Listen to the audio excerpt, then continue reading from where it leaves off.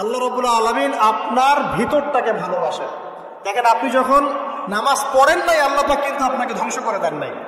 আল্লাহ পরম করুণাময় আপনাকে হেদায়েত দিয়ে নামাজি বানিয়ে দিয়েছে। জীবনে অনেক পাপ করেছেন, ইনস্ট্যান্ট আল্লাহ পাক শাস্তি দিতে পারতেন, আল্লাহ পাক দেন নাই। আল্লাহ আপনাকে ভালোবাসেন, আল্লাহ আমাকে ভালোবাসেন। আল্লাহ পাকের এই ভালোবাসার ঋণটা শোধ করার জন্য হলেও নামাজি হয়ে যান, আল্লাহর পথে ফিরে আসেন, দিনের জন্য কিছু করেন, দিনের ফিকির করেন, পড়াশোনা করেন। প্রিয় ভাইরা, আল্লাহ পাক তৌফিক দান করুন। দেখুন, এই রিবা থেকে দূরে থাকার জন্য একটা হাদিস যথেষ্ট, যে 4 শ্রেণীর মানুষকে আল্লাহ রাসূল সাল্লাল্লাহু আলাইহি ওয়াসাল্লাম লাআনত করেছেন, অভিশাপ দিয়েছেন। ইনশাআল্লাহ আজকের লেকচার যাদের কানে যাবে, আমরা যদি না খেয়েও মরে যাই, আল্লাহ পাক না খেয়ে মারবেন না ইনশাআল্লাহ।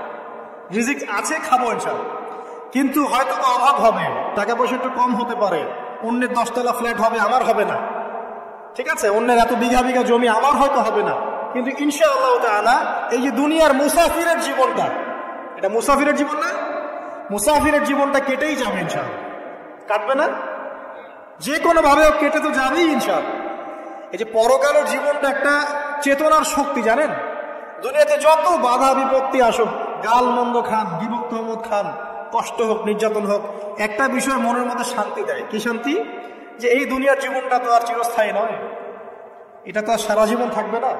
ইনশাআল্লাহ এই অবস্থা আস্তে আস্তে পরিবর্তন হয়ে যাবে। ফাইন্না মাআল উসরি ইউসরা, পরকালে ইনশাআল্লাহ পাবো, দুনিয়াতে না পেলে কি হয়েছে, পরকালে পাবো ইনশাআল্লাহ। যুবক ভাই, এসব জিনা ছেড়ে দেন, আল্লাহ রাব্বুল আলামিন আপনার জন্য হুর রেখেছেন জান্নাত, ইনশাআল্লাহ পাবেন ইনশাআল্লাহ। এটা ছেড়ে দেন, সুদ ছেড়ে দেন, আল্লাহ পাক আপনার জন্য হাউজে কাউসার রাখছে ইনশাআল্লাহ, ঠিক আছে। অন্যায় পাপ ছেড়ে দেন, আল্লাহ রাব্বুল আলামিন আপনার জন্য জান্নাত রেডি করে রাখছে ইনশাআল্লাহ। এই দুনিয়ার জীবনটা ধোঁকা, একটা ছোট্ট জীবন, পুরো ধোঁকা, কিচ্ছু নাই এর মধ্যে। আমার কথা শোনেন, এই দুনিয়ার জীবনে কিছুই নাই। চারপাশে অনেক কিছু মনে হবে, আপনার বাড়ি আছে, গাড়ি আছে, স্ট্যাটাস আছে, টাকা পয়সা, প্রতিপত্তি সব আছে, আদতে আপনি একা, আদতে আপনাকে একাই কবরে যাওয়া লাগবে, একাই আল্লাহর সাথে হিসেব নিকাশ দিতে হবে, কেউ নাই সাথে, আমারও সাথে কেউ নাই। কিন্তু আপনি মনে করছেন যে সেলিব্রিটিজম, বড় আমি পলিটিক্যাল নেতা হয়েছি, আমাকে সবাই চেনে, আমি ইকোনমিক সেক্টরে লিড দেই, রাষ্ট্রকে লিড দেই, আমি ধর্মতাত্ত্বিক ক্ষেত্রে লিড দেই, আমাকে দেখলে মানুষ বাহবা দেয়, ইত্যাদি ইত্যাদি। দিন শেষে আমি একা, আপনিও একাই, আমাকেও একাই যেতে হবে, আপনাকেও একাই যেতে হবে। এগুলো সব চারপাশের খালি অন্ধ মোহ, আর কিছু না। তো এই মোহের মধ্যে ঢুকে পড়বেন, আল্লাহ পাক তৌফিক এনায়েত করুন। নবী সাল্লাল্লাহু আলাইহি ওয়াসাল্লাম বারবার বলতেন, আল্লাহুম্মা ইন্নী আউযু বিকা মিন ফিতনাতিদ দুনিয়া, বলতেন না, হে আল্লাহ, আমি এই দুনিয়ার ফিতনা থেকে তোমার কাছে আশ্রয় প্রার্থনা করছি। ওয়া ইন্নী আউযু বিকা মিন ফিতনাতিন নিসা, আমি মহিলাদের ফিতনা থেকেও আশ্রয় প্রার্থনা করছি। আরো দোয়া করতেন, আল্লাহুম্মা ইন্নী আউযু বিকা মিন আযাবিল কবর, হে আল্লাহ, আমি কবরের আযাব থেকে আশ্রয় প্রার্থনা করছি। ওয়া আযাবি জাহান্নাম, জাহান্নামের আযাব থেকে আশ্রয় প্রার্থনা করছি। ওয়া মিন ফিতনাতিল মাহইয়া ওয়াল মামাত, জীবন মৃত্যুর ফিতনা থেকে আশ্রয় প্রার্থনা করছি। ওয়া মিন শাররি ফিতনাতিল মাসিহিদ দাজ্জাল, এবং দাজ্জালের ফিতনা থেকে আশ্রয় প্রার্থনা করছি। দাজ্জালে পরে আসবো ইনশাআল্লাহ। দাজ্জাল নিয়ে আলোচনা করলে আবার কিছু মানুষ খারাজি টেক লাগাই দিতে পারে, ওই জন্য এদিকে আমি এখন যাচ্ছি না। হ্যাঁ, সামনে আসে। তো রিবার বিষয়টা বলছিলাম, আইয়ামে জাহিলিয়াতের যে সেই রিবা এখনকার বিশ্বে আছে কি নাই বলেন? ওই সময় না হয় মক্কায় ছিল, এখন কি সারা বিশ্বব্যাপী নাই? বিশ্বের কোনো কান্ট্রি রিবা মুক্ত না, বিশ্বের কোনো দেশ রিবা থেকে মুক্ত থাকতে পারবে না, এই বিশ্ব পরিচালনা যারা করছে ওদের আন্ডারে থাকলে। কখন হবে বিশ্ব রিবা মুক্ত? একদিন বিশ্ব রিবা মুক্ত হবে ইনশাআল্লাহ, একদিন না একদিন এই বিশ্বটা সুদ মুক্ত হবে ইনশাআল্লাহ তাআলা। তখন জালেম পার পাবে না, মাজলুমের রক্ত শ্রম বৃথা যাবে না ইনশাআল্লাহ। কবে, কত বছর পর আমি জানি না, কিন্তু এতটুকু জানি যে মালহামার পরে যখন আল মাহদি আসবেন, এবং তারপর যখন মাসিহুদ দাজ্জাল বের হবে, এবং ঈসা ইবনে মারইয়ামকে আল্লাহ পাক নামিয়ে দিবেন, তার হাতে যখন দাজ্জাল নিহত হবে, এবং জেরুজালেম থেকে যখন পুরো বিশ্ব শাসন করা হবে মুসলিমদের হাতে, তখন রিবা বলে কিচ্ছু থাকবে না পৃথিবীর ইনশাআল্লাহ। তার আগ পর্যন্ত এই অবস্থা সলভ হবে কিনা আমরা জানি না, হতেও পারে নাও হতে পারে, তবে ওই সময় যে হবে নিশ্চিত ইনশাআল্লাহ। আসুন, আইয়ামে জাহিলিয়াতের আরেকটা বড় পাপ ছিল, যে এক ভাই বলেছেন, সেটা হচ্ছে নারীর অবমাননা। কে বলেছে এই কথাটা? সামনে একজন। হ্যাঁ, আইয়ামে জাহিলিয়াতের অন্যতম একটা সেরা পাপ ছিল কি? নারীর অবমাননা, এটা নিয়ে কি বলতে হবে? এখন ধর্মের মধ্যেও আমরা নারীদেরকে অবমাননা করছি। বহু নামাজি ব্যক্তি আছে আমাদের মধ্যে, দেখবেন বোনের সম্পত্তি দেয় নাই। মেয়েকে শিক্ষিত করতে চাচ্ছেন না। কেন চাচ্ছেন না? ওর কি অধিকার নাই শিক্ষার? আপনি কি জানেন যে আয়েশা রাদিয়াল্লাহু আনহার কাছে বহু সাহাবী হাদিসের তালিম নিয়েছেন, বহু হাদিস শিখিয়েছেন কে? মা আয়েশা রাদিয়াল্লাহু আনহা। তো তিনি যদি শিক্ষিত না হতেন শেখাতে পারতেন? তো মেয়েদের শিক্ষার দরকার আছে না? হ্যাঁ, কি বিষয় দরকার? তাদের উপযুক্ত পরিবেশ নিশ্চিত করতে হবে, নিরাপত্তা, পর্দা এগুলো নিশ্চিত করতে হবে। তারপরে মেয়েদেরকে আপনি অবশ্যই শিক্ষিত করুন। ঘরের কোণে বসে রাখতে কে বলেছে? আপনি নিরাপদ পরিবেশ দেন, পর্দা দেন, তারা মাদ্রাসা যাবে, পড়াশোনা করবে। ঠিক আছে? আল্লাহ পাক আমাদের মা বোনদেরকে শিক্ষিত করার তৌফিক দান করুন, আমিন। ভালো ভালো কোয়ালিটি সম্পন্ন মহিলা মাদ্রাসা গড়ে তোলেন। আর মেয়েরা যদি শিক্ষিত না হয় তাহলে আমাদের বাড়ির বউরা শিক্ষিত হবে না। আর বউ শিক্ষিত না হলে আপনি একা শিক্ষিত হয়ে লাভ নাই। তখন ওই যে বললাম টর্চার সেল, ওই টর্চার সেলে ঢুকতে হবে আর কি। কথা বুঝতে পারছেন না? আগে বিয়ে শাদী করেন, বুঝবেন ইনশাআল্লাহ। আর যারা করেছেন তারা অলরেডি হাসছে যে পিকনিক করে দেন। ঠিক আছে? আচ্ছা, সামনে আসেন। দেখেন মেয়েদের অবমাননা কিভাবে দেখাবো। সবচেয়ে বড় অবমাননা হচ্ছে ওদের দেহটাকে আমরা এখন পণ্য বানিয়েছি। এই যে পর্নোগ্রাফি দেখেন, এই মেয়েগুলোর ইজ্জতের কোনো দাম নাই।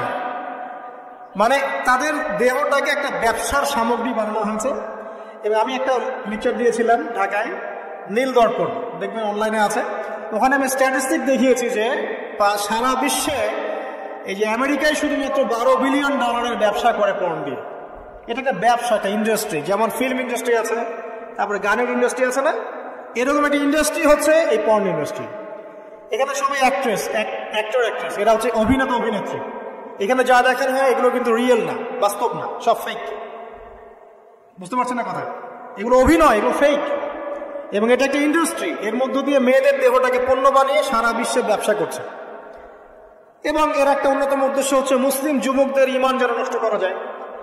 কারণ মুসলিম যুবকদের ঈমান চলে গেলে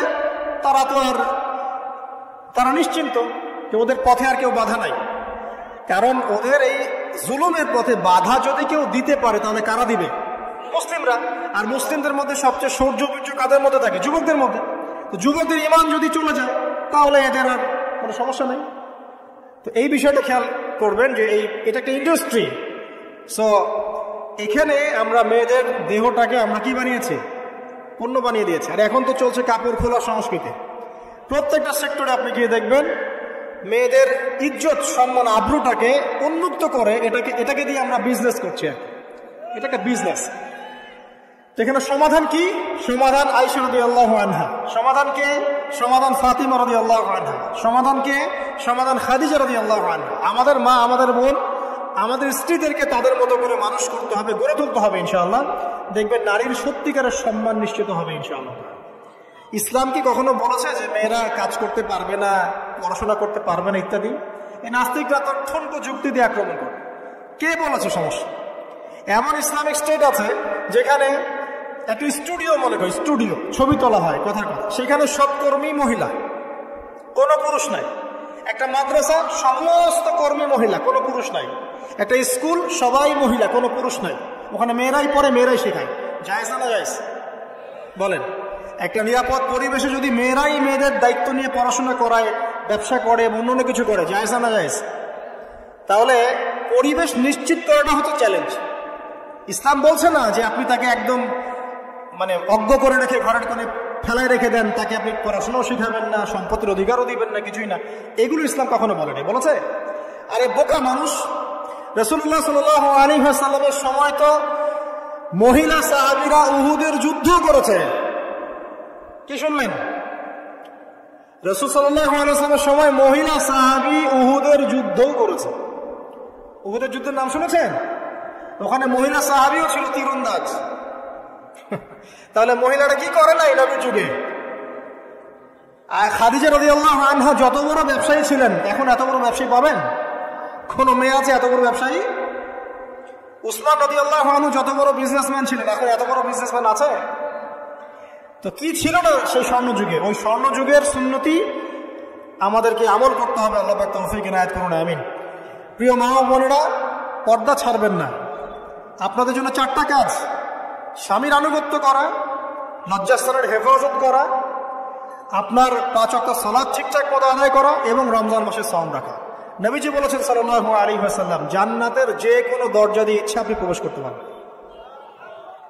আপনার জন্য সহজ। আর স্বামীর আনুগত্য বলতে আমি বুঝাইনি স্বামীর দাসত্ব করতে হবে, এটা বলিনি। এখনকার কিছু ফ্যামিলিস্ট মেয়ে আছে, ওরা আনুগত্য শব্দ মনে হয় যে দাসত্ব মনে হয়। আনুগত্য দাসত্ব এক জিনিস না। আনুগত্য কি? স্বামী কোরআন সুন্নাহর অনুকূলে কোনো কথা বলেছে, আপনি মানবেন। স্বামী বলছে পর্দা করো, তোমাকে ভালোবেসে বলছে তুমি পর্দা করো, তুমি আমার অনেক প্রিয় একজন মানুষ, তুমি বেপর্দায় বাইরে যাবা, লোকজন দেখবে, কেমন হয়? ঠিক আছে, তোমাকে তো আমিই বিয়ে করেছি, তুমি আমার মানুষ, তোমাকে দেখবে কেন? ঠিক আছে, তো এখন স্বামী ভালো কথা বলেছে, আপনি শুনলেন, এটা আনুগত্য। আর ওই স্বামী যদি বলে আসো তো আমার কলিগরা এসেছে, আমার খাবার সার্ভ করতে হবে, আসো খাবারটা পরিবেশন করো, এখন আপনি বেপর্দা হয়ে আপনার স্বামীর কলিগের সামনে খাবার পরিবেশন করতে শুরু করলো, এটা কি আনুগত্য করতে হবে না? তখন আপনি আনুগত্য করবেন না। সিম্পল, কোরআন সুন্নাহর অনুগত্য কাজে আপনি স্বামীর আনুগত্য করবেন, বিপরীতে গেলে আপনি করবেন না। স্বামীর আনুগত্য মানে স্বামীর দাসত্ব নয়। আর এই হাদিসটা আপনি কেন ভুলে যান যে আল্লাহ রাসূল সাল্লাল্লাহু আলাইহি ওয়াসাল্লাম বলেছেন, আল্লাহ ছাড়া যদি কাউকে সিজদা করা যেত, সম্মান বোঝাচ্ছেন, আল্লাহ ছাড়া যদি কাউকে সিজদা করা জায়েজ হতো, আমি মেয়েদেরকে বলতাম যেন স্বামীকে সিজদা করো। কেন? কারণ আপনাকে রেসপন্সিবিলিটি, আপনার খাবার, আপনার ফুড, আপনার শেল্টার, আপনার মানে পুরো দায় দায়িত্ব নিজের হাড় ভাঙা পরিশ্রম দিয়ে, জীবনের ঝুঁকি নিয়ে স্বামী আপনার জন্য করে। সে আপনার সম্মান পাওয়ার যোগ্য তো? সে কি আপনার সম্মান পাওয়ার যোগ্য নয়? আপনি যদি সম্মানের হক আদায় না করতে পারেন তাহলে আপনি অকৃতজ্ঞ। আর অকৃতজ্ঞ মেয়ে কখনো জান্নাতে যাবে? একটা হাদিসে আছে, বেশিরভাগ মেয়ে জাহান্নামে যাওয়ার অন্যতম কারণ হচ্ছে তারা স্বামীর সাথে কুফরি করে। কি করে? সারা জীবন স্বামী ভালোবেসে যায়, ভরণ পোষণ দিয়ে যায়, সব চাহিদা পূরণ করে যায়, একদিন দেখবেন কথা কাটাকাটি হয়েছে, ওই দিন বলে বসবে যে তোমার কাছে আমি কিচ্ছু পাইনি সারাদিন। এই যে কুফরি, এই কারণে তারা জাহান্নামে যেতে পারে বেশি। আল্লাহ হেফাজত করুন। আরেকটা কারণ হচ্ছে যে বেপর্দা। আপনাকে 4টা মূলনীতি ফলো করতে হবে। 1, এমন কোনো পোশাক পরবেন না যে পোশাকটা আটো সাটো, যেটা পরলে আপনার গায়ের কাঠামো বোঝা যায়। এটা বোরখা হলেও পরা যাবে না। আমি কি বুঝাতে পারছি? ডিজিটাল বোরখা দেখেন নাই? দেখছেন? মাশাআল্লাহ। আর কারা কারা দেখছেন? এদিকে চোখ বেশি যায় না? আচ্ছা, এমনি দেখা যায়, চোখ দিতে হয় না, এমনি দেখা যায়। ডিজিটাল বোরখা চলবে না, ডিজিটাল বোরখা চলবে না। আমার মত, এটা আমি মত দিচ্ছি, আমি আল্লাহর রাস্তায় সময় দিয়েছি অনেকদিন, এবং এখানে যে পর্দাটা শেখানো হয় এরকম পর্দা আমি অন্য কোথাও দেখিনি। এত চমৎকার পর্দা শেখানো হয়। কারা কারা সময় লাগিয়েছেন? 3 দিন 7 দিন সময় দিয়েছেন কারা কারা? বেশিরভাগই দেন নাই। সমস্যা নাই, দিতে হবে, আমি বাধ্যতামূলক বলিনি আপনাকে। বলেছি এখানে পর্দা শেখানো হয়, চমৎকার পর্দা শেখানো হয়, যে এখানে চোখটা পর্যন্ত তাদের ঢেকে রাখার তালিম দেওয়া হয়। যাই হোক, যেখানেই শেখেন, অ্যাটলিস্ট পর্দাটা শিখলেই হবে। এমন পোশাক হবে না যেই পোশাকটা আটো সাটো, যেটা পরে আপনার গায়ের কাঠামো বোঝা যায়। 2 নম্বরে এমন পোশাক পরা যাবে না যেই পোশাকটা পরলে বাহির থেকে ভিতরের অঙ্গ দেখা যায়। দেখেছেন? দেখেন নাই? দেখছেন হুজুর? আচ্ছা, আপনারা তো সব দেখেন দেখে। তারপরে 3 নম্বর, এমন পোশাক পরা যাবে না যেটা অমুসলিমদের সাথে সাদৃশ্য আছে। কথা বুঝতে পারছেন? অমুসলিমদের ধর্মীয় বিষয়ের সাথে সাদৃশ্য আছে এমন পোশাক মুসলিম মেয়েদের পরা যাবে না। এর মানে এই নয় যে অন্য ধর্মকে আপনি আক্রমণ করবেন, এটাও নয়। যে যার ধর্ম তাদের স্বাধীনতা মতো পালন করবে। মুসলিমরা বাধা দিবে? দিবে না। মুসলিমরা দাওয়াত দিতে পারে। কি করতে পারে?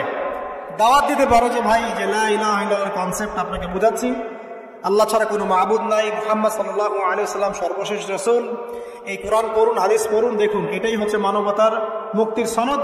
এরপর যদি সে ইসলাম কবুল করে আলহামদুলিল্লাহ, যদি না করে এর হিসাব কে দিবে? সে নিজে দিবে। এর হিসাবকে আমাকে দেওয়া লাগবে? দেওয়া লাগবে না। তো অমুসলিমদের সাথে সাদৃশ্য আছে এমন পোশাক চলবে না। আর 4 হচ্ছে, পুরুষরা মেয়েদের পোশাক পরতে পারবে না, মেয়েরা পুরুষদের পোশাক পরতে পারবে না।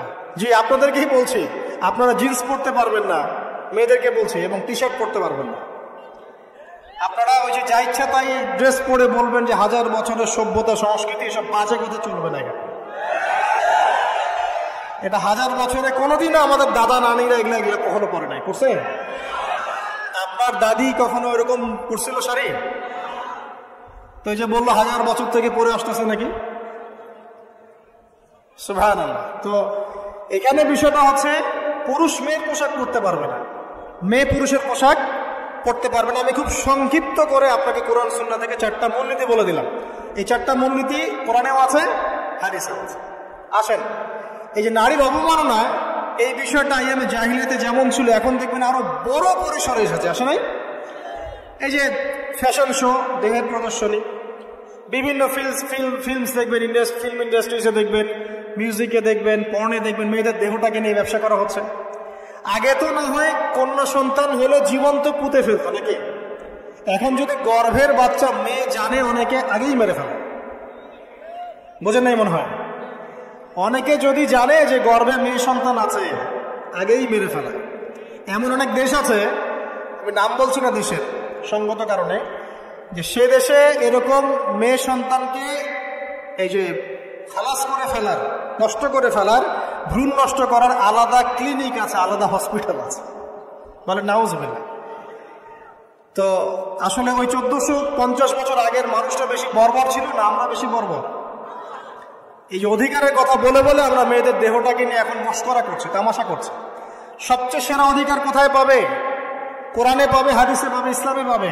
তার পর্দা নিশ্চিত হবে, দেহ সেফ থাকবে, তার ইজ্জত নিশ্চিত হবে, ইজ্জত সেফ থাকবে, তার সম্মান সেফ থাকবে, তাকে রাজরানীর মতো স্বামী বাসায় রাখবে, কারণ সে হচ্ছে তার কাছে সবচেয়ে মূল্যবান প্রিয় বস্তু। শুধু তাই নয়, সম্পত্তির অধিকার তাকে দিতে হবে। একজন মেয়ে তার ভাইয়ের সম্পত্তি পাবে, তার বাবার সম্পত্তি পাবে, তার স্বামীর সম্পত্তি পাবে, সব দিক থেকে সে সম্পত্তি পাবে। আর একজন ছেলে কিন্তু সব দিক থেকে সম্পত্তি পাবে না।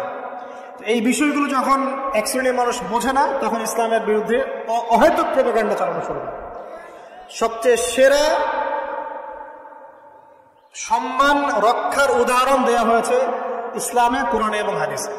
এই কথাটা আপনাদের মা বোনদেরকে বোঝাবেন, তবে নম্রতার সাথে বোঝাবেন, কারণ উচ্চবাচ্য করলে তারা কথা শুনবেন। আর আল্লাহ রাসূল সাল্লাল্লাহু আলাইহি ওয়াসাল্লাম বলেছেন, কিছুটা বাঁকা হাত দিয়ে তাদেরকে তৈরি করা হয়েছে। যদি আপনি শক্ত করে চাপ দিতে যান তাহলে ভেঙে যাবে, আর যদি আপনি ওই অবস্থায় ছেড়ে দেন তাহলে বাঁকাই থেকে যাবে। এখানে আপনাকে হিকমা অবলম্বন করতে হবে। আল্লাহ পাক তৌফিক দান করুন। একটা বিষয় বলছিলাম, ওই যে শিরকের পাপ এখন গ্লোবালাইজেশন হয়েছে না, ওই সুদের পাপ এখন গ্লোবালাইজেশন হয়েছে না। গ্লোবালাইজেশন বোঝেন? মানে বিশ্বায়ন, পুরো বিশ্বে ছড়িয়ে পড়েছে না। আর একটা হচ্ছে এই যে মেয়েদের অবমাননা, এটা সারা বিশ্বে ছড়িয়ে পড়ে নাই। আচ্ছা, আর দুটো বলবো, এরপর বলে আমি শেষের দিকে যাচ্ছি। আসা, একটা হচ্ছে মাদক। আইয়ামে জাহিলিয়াতের অন্যতম সেরা পাপ ছিল কি? মাদক। ওই যে বলছেন জাহিলি যুগ, কেন বলছেন জাহিলি যুগ? বিকজ ওইখানে মাদক খেত মানুষ বেশি। এখন বলেন, ওখানে না হয় মক্কায় মাদক খেত মানুষ, এখন সারা বিশ্বে মাদক ছড়িয়ে পড়ে নাই? বেশি না কম? এখন এই যে নতুন নতুন মাদক আসছে, ইয়াবা, আরো নাকি কি কি আসছে নতুন নতুন, আমরা নামও জানি না।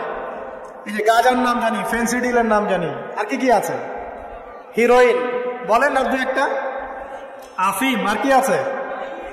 হ্যাঁ, রেন্ডি, সুবহানাল্লাহ, এই নামও কখনো শুনি নাই আমি। আচ্ছা শোনেন, বিষয়টা হচ্ছে, দেখুন এই বিষয়টা কি হালাল না হারাম? আচ্ছা, এটাকে যদি আমরা হালাল করে নেই তাহলে কি হবে? কুফরি হবে না শিরক হবে? শিরক কুফর দুটোই হচ্ছে। কিন্তু এখন মক্কার কিছু মানুষ মাদক খেয়েছে বুঝলাম, আল্লাহ রাব্বুল আলামিন ধাপে ধাপে এখান থেকে বের করেছেন। প্রথমে বলেছেন মদ খেয়ে নামাজের ধার কাছে যেও না। হ্যাঁ, তারপরে বলেছেন এই যে মাদকে কিছুটা উপকার আছে কিন্তু বেশি ক্ষতি। তারপর বলেছেন খেয়ে নামাজের কাছে যেও না। তারপর ধাপে ধাপে শেষের দিকে এসে আল্লাহ পাক বলেছেন যে এটাকে ছেড়ে দাও। সূরা মাইদায় পড়ে দেখেন, এটা শয়তানের কাজ। তখন সাহাবায়ে কেরাম রাদিয়াল্লাহু আনহুম পুরোপুরি মাদক থেকে নিজেদেরকে মুক্ত করলেন। এরপরে কি কখনো তারা মাদক ছুঁয়েও দেখেছেন? বরং মাদক দ্রব্য সেবন করলে 40টা লাঠি বেত্রাঘাত করতে হয় ইসলামিক শাস্তি। কয়টা লাঠি? আর ওমর রাদিয়াল্লাহু আনহুর সময়ে 40 লাঠিকে বাড়িয়ে 80 লাঠি করা হয়েছে। কত লাঠি? 80 লাঠি। কিন্তু আরো একটা পাপের শাস্তি আছে, বলবো? অপবাদ, এখন যেটা বেশি দেওয়া হয়, অপবাদ, মিথ্যা অপবাদ, সতীসাধী নারীর উপরে মিথ্যা অপবাদ, এর শাস্তি হচ্ছে 80 লাঠি। আবার 100 লাঠির শাস্তি আছে। 100 লাঠি এটা কিসের জানেন? জিনা। জিনা, এই যে যারা করছেন, এর শাস্তি হচ্ছে 100 লাঠি। তাও জনসমক্ষে দিতে হবে, গোপনে না। আর 1 বছরের জন্য এলাকা ছাড়া করতে হবে। রজম একটা শাস্তি আছে, রজম। এটা কি? রজম মানে পাথর নিক্ষেপ করে হত্যা। এটা তো বর্বর, তাই না? অমানবিক, মধ্যযুগীয়। এসব কথা শুনছেন না? শোনেন, কিছু কিছু বিষয় আছে যে বিষয়গুলো করার পরে এই পৃথিবীতে মানুষ বেঁচে থাকার অধিকারটা হারিয়ে ফেলে। কথা বুঝতে পারছেন না? কিছু কিছু পাপ আছে, এগুলো করলে পরে মানুষ এই পৃথিবীতে বেঁচে থাকার অধিকারটা হারিয়ে ফেলে। যেমন কোন বিবাহিত ব্যক্তি যদি জেনা করে, নাউজুবিল্লাহ। কোন ছেলে যদি কোন ছেলের সাথে যৌন সম্পর্ক করে, সমকামী করে, বা এটাকে যেটা গে মানে যেটা কি বলে, সমকামিতা, ঠিক আছে? এই কাজ যদি কেউ করে, নোংরা কাজ যদি কেউ করে, কোন মেয়ে যদি কোনো মেয়ের সাথে এরকম কোনো কাজ করে, একই পাপ। এইসব পাপ করলে পরে এই পৃথিবীতে বেঁচে থাকার অধিকারটা সে হারিয়ে ফেলে। কথা কি বুঝতে পারছেন? আচ্ছা, তখন শাস্তি হচ্ছে আল্লাহ রাব্বুল আলামিন পাথর নিক্ষেপ করে হত্যা করতে বলেছেন। কারণ হচ্ছে সে এত গর্হিত একটা কাজ করেছে যেটা এই শাস্তি পাওয়ার সম্পূর্ণ যোগ্য।